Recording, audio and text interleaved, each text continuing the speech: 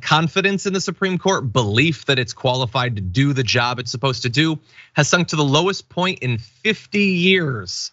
Take a look at this chart, and it shows you going all the way back to 1973. Coincidentally, basically the time in which the Constitution has guaranteed the right to an abortion.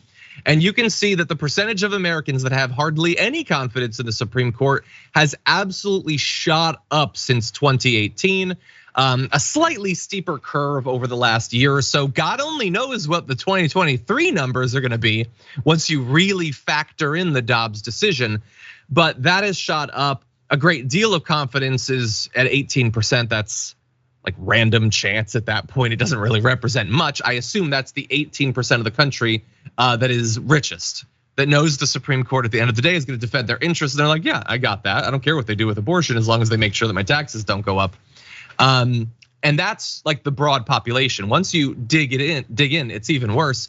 Just 12% of women say that they have a great deal of confidence in the court in 2022, down from 22% a year earlier, 32% in 2018. That is a massive drop. That's like Kirsten Sinema constituent drop of approval right there. Democrats was down to, fell to 8% in 2022 from 25% a year earlier. Amazing that in 2022, 1/4 Democrats still had a great deal of confidence in the Supreme Court. I would love to point out that while we are rightly giving a lot of focus to the SCOTUS's decisions as they intersect with the topic of abortion, it's not like they were awesome before that.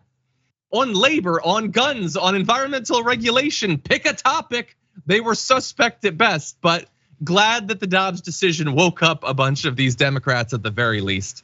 So anyway, this is a massive crisis for the Supreme Court, a crisis of legitimacy, but that crisis only matters, Miranda, if legitimacy matters.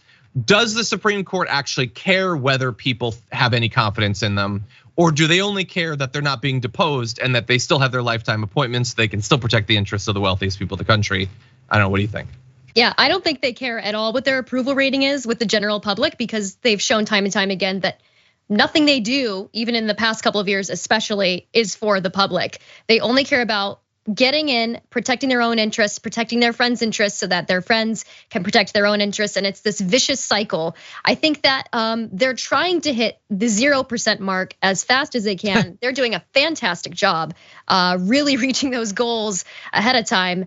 But yeah, I don't think they care much at all. I think they may purport to care in the public eye. They may say we're working hard to gain trust back, anything like that. But they really don't care what you have to say because they have all the power already, and they're there to hold all the power.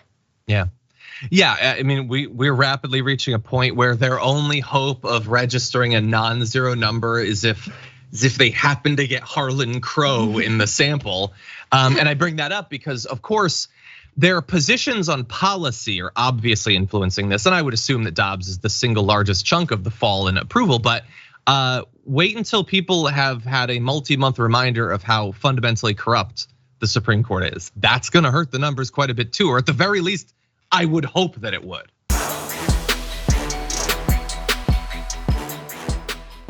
For more political news breakdowns, interviews, stories of activism, and me trying my hardest to care about the occasional big celebrity news story, subscribe to our YouTube channel at youtube.com/thedamagereport.